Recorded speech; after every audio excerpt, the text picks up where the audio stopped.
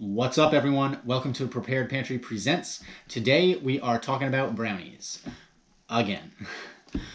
Today it's a little bit different though. I'm going to show you my family's secret recipe for brownies. The secret being that there really is no secret at all. Our family's recipe is the Toll House brownie recipe. Famous, maybe not so much, as the Toll House chocolate chip cookie, which we all know as the iconic chocolate chip cookie, invented at the Toll House Inn in Massachusetts. The chocolate chip cookie was really just the brainchild of a restaurant owner, and she had the idea to break up into little chunks a Nestle's semi-sweet chocolate bar and mix that into the cookie dough, and the chocolate chip cookie was born. Became known as the Toll House chocolate chip cookie. When Nestle eventually caught wind of it, they, in exchange for a lifetime supply of chocolate, got the rights to print that recipe on every bar of semi-sweet chocolate that they sold. And of course, down the road, they started to make it in chip form, or morsels, as my sister might call them. Much more convenient for making chocolate chip cookies. But lesser known maybe is the Toll House brownie. The brownie recipe, same as with the cookie recipe, was published in the 1930s in a cookbook by the restaurant themselves. The recipes that they made were wildly popular, and there was a lot of demand for them, and they sold a cookbook.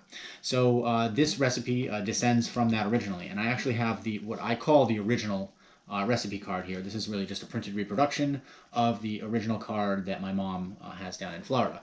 Now, when I say original, this isn't, of course, original. It's original to my family, in that my mom, in the mid-1960s, typed it up herself in the office of the auto body shop where she worked, the family's auto body shop. And I've always thought it was interesting because it was typed on a cursive font typewriter. So this is, long before the days of, change a font on a computer. This is, a manual typewriter that had that font for typing. So this is a fairly old recipe, right? And even by the recipe card that my mom typed up, there are variations to this recipe.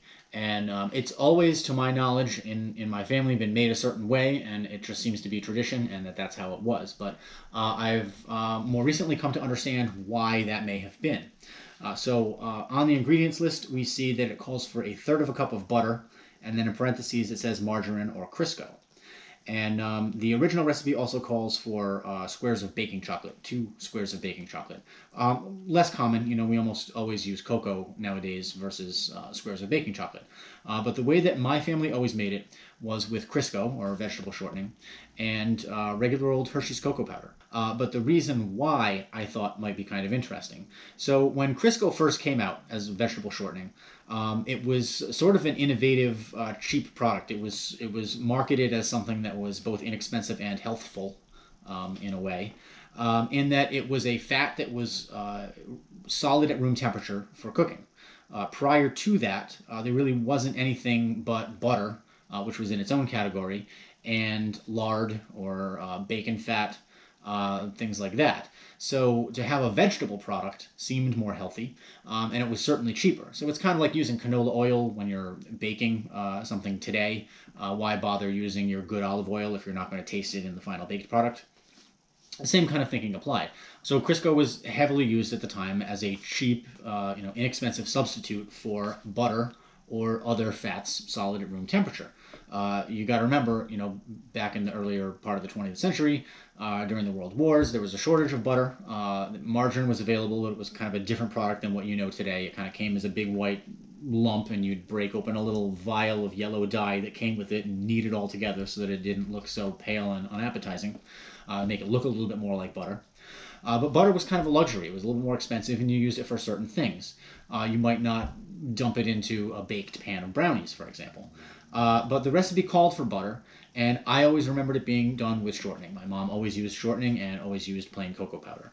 And today I kind of wanted to challenge that a little bit. I wanted to see what this recipe would be like if we made it according to, as best we could, the letter of the recipe, and also make some variations in it. So first change that we're going to make, and this is for all of the brownies that we're going to make today, is we're going to use cake flour. The recipe calls for pastry flour. Now, all-purpose flour has a protein content somewhere around 12%. Cake flour is somewhere around 9%, and pastry flour would be somewhere around 7%. So we're more in the neighborhood of where we should be using cake flour versus all-purpose flour. Of course, growing up, it was always made with all-purpose flour. But because we're going to be doing a taste test between the 2 fats and the 3 chocolates today, I want to be consistent with a few things. So we're going to use the same flour. It's going to be cake flour on all of them. Again, which I've never used for these brownies before. We're going to be baking in 8x8 disposable aluminum trays so that they're consistent, and they will all be greased with whatever fat is going into them. So shortening if it's made with the shortening, and butter if it's made with the butter. The cocoa powder conversion, again, the recipe is, as always, is going to be down in the description, includes an extra tablespoon of the fat that you're using with the cocoa powder per square that you're trying to approximate. So slightly more fat goes into the recipe when you use the powder. Understandable, since the solid chocolate has more cocoa solids in it and a little bit more fat, and the powder is a little bit more dry, and you need to supplement with it with a little bit more fat. So again, today we are going to make 6 trays of brownies to test all of the possible combinations between butter and Crisco, and not only regular cocoa powder, but also dark chocolate cocoa powder, and of course the traditional chocolate squares.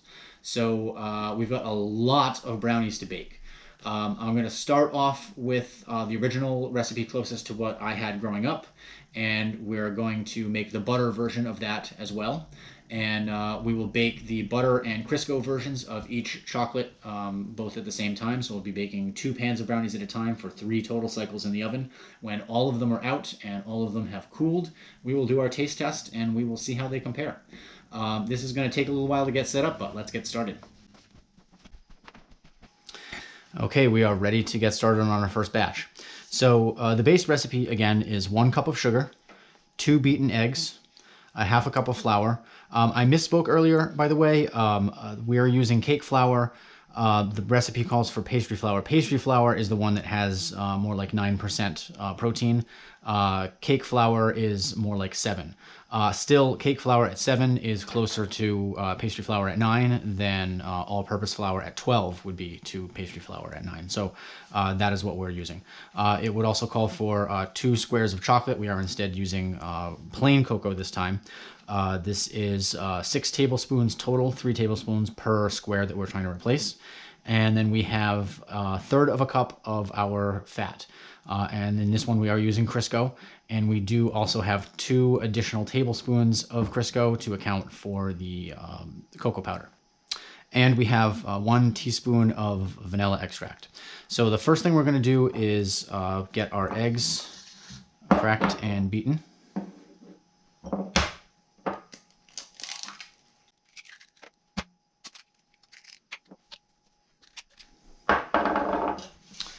And I'm just going to beat these a little bit.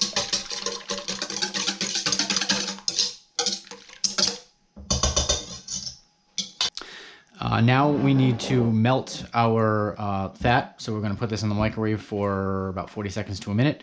Once it's liquefied, we're going to dissolve our cocoa powder in it and get that mixture together before we put it in with the rest of our ingredients.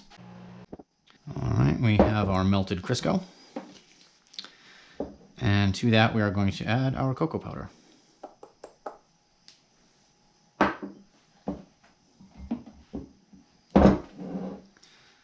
And try to get this mixed until it's relatively smooth.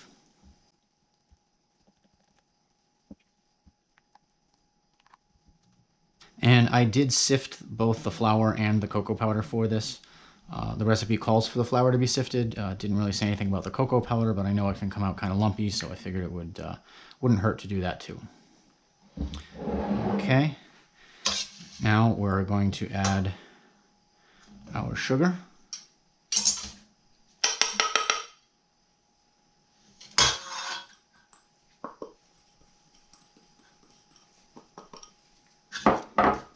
And get that combined with the eggs.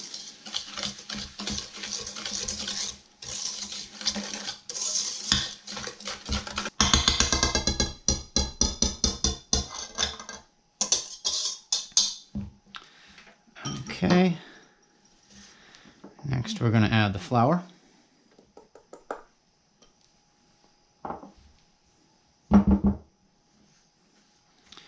And we're going to get the flour combined with the egg and sugar mixture first.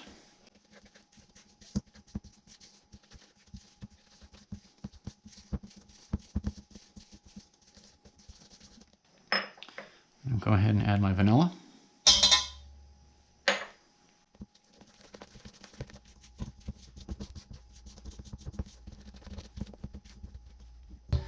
And now we're going to add our cocoa and shortening mix.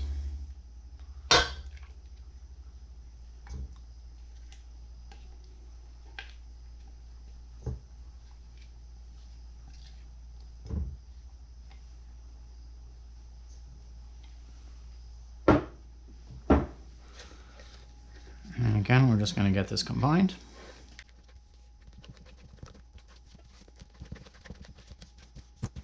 I'm not as worried about overworking the batter because, again, this is a very low protein flour, so it's not going to be as glutinous.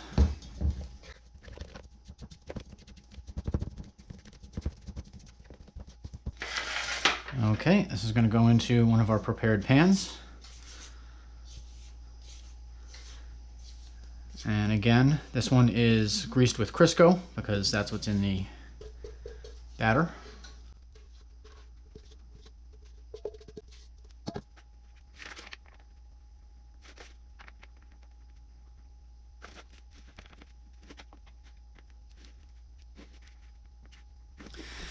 Okay, I'm going to put this aside and quickly reset, and we're going to make the exact same thing, only with butter. All right, next verse, same as the first. First thing I'm going to do is crack my eggs.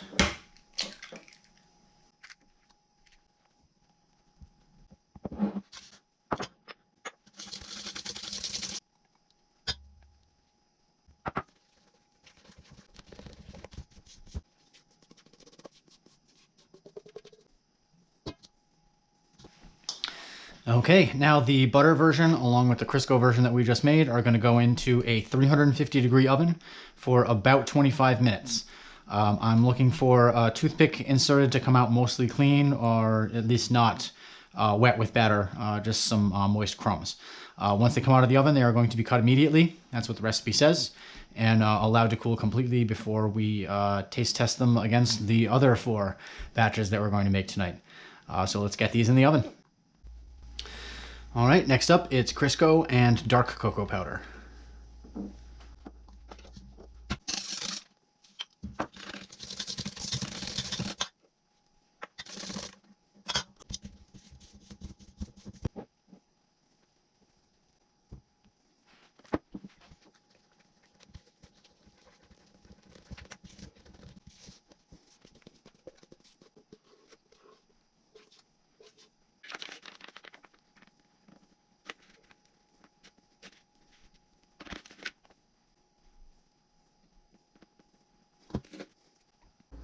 Okay, now it's butter and dark cocoa powder.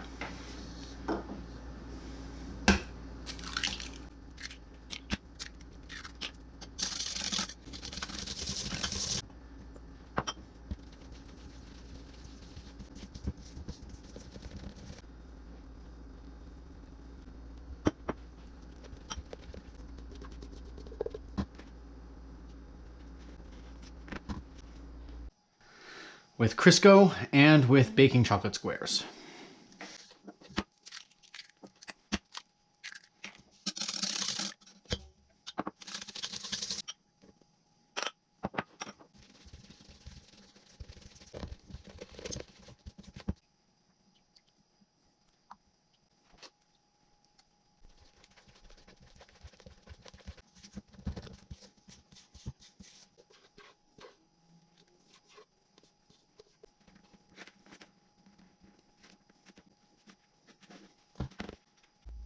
And last but not least, the baking chocolate and butter, the presumed epitome of this recipe, as close as we can possibly get to the original instructions as far as we know.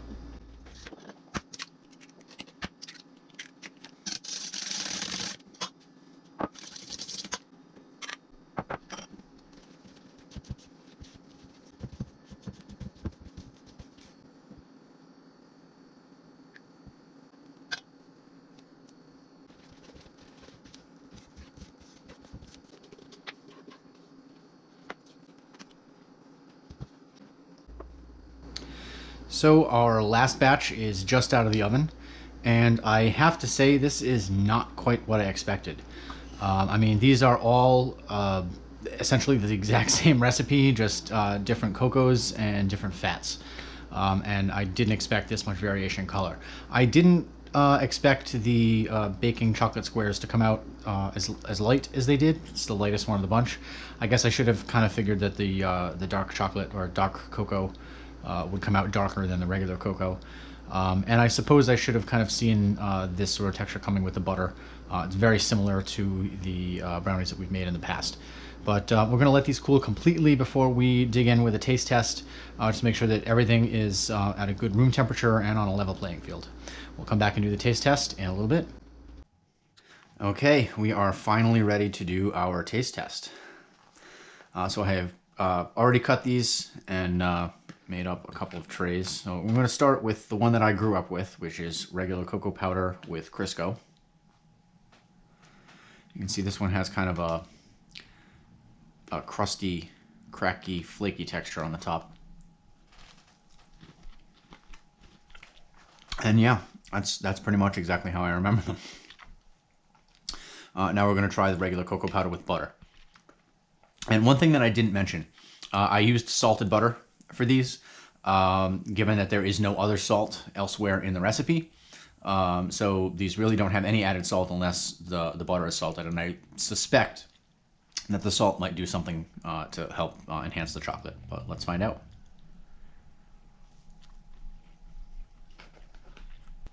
It's very similar, just a little bit more of a rich, buttery flavor, I guess. I'm not sure if it's the nuttiness of the butter or the richness of the butter, just the difference of the butter that's bringing out more chocolate, or maybe it is the salt, but also good. Now, this is going to be the classic recipe with the dark chocolate cocoa. Very different looking, but similar in texture, and curious what this is going to be like.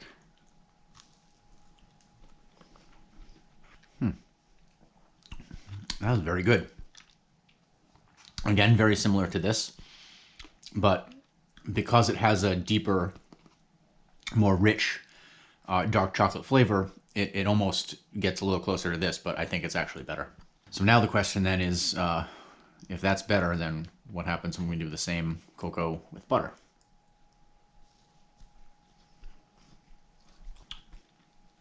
That is really good. The butter richness definitely adds to it. I think that one's the best one so far. So then we get to the baking chocolate squares, which completely not the result I expected.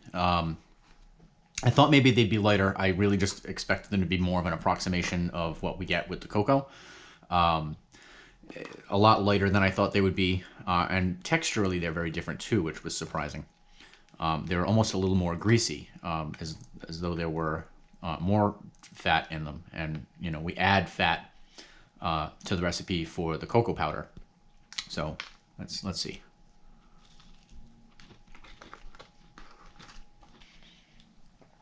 So that would be the baking squares with the Crisco. You can tell it's got that same sort of crackly texture as the others with the Crisco. I don't know if you noticed, but when these went into the pans too, all of the Crisco batters, regardless of the type of cocoa or type of chocolate, were much thicker. Kind of had to be pushed around the pan to fill it correctly. All of the butter-based batters poured right in like a nice flowing liquid very easily. And you can see the texture is different on them too. When they're cooked, all of the butter varieties have a little sort of spongy holes at the top, a flatter texture and a softer texture. And then we get to the last one. Now, this one would be assumed to be the best, right? It's the real original recipe. It's good with butter. I think it adds a little bit to it. Neither of the ones with the baking chocolate are very chocolatey at all. It's almost like a blondie, but there is some cocoa to it. There's a little bit of chocolatiness to it. Of the two, I definitely think I would prefer the one with the butter. And it's you know, I can almost taste how it's sort of related to a Toll House chocolate chip cookie, to be honest. this one in particular. So yeah, it definitely makes sense that this might be the original recipe. But I think my favorite overall might be the dark chocolate cocoa powder with butter. Well, I hope you'll consider making one of these recipes since you've got 6 to choose from. You probably won't be as crazy as I am and make all 6, but if you do, absolutely tell me what you think down in the comments, if you have a favorite. And let me know which one you want to make. And if you do, which one you did make. That's it for this one, guys. We'll see you in the next video. Delicious? What does it taste like? It tastes super good. Tastes super good. Okay. You think it's good? All right. Super duper good. Okay, I think it's good too. This one Actually, is. it's a little bit good. It's a This little one bit is good. dark cocoa with butter. It's a little good. Actually, it doesn't taste good.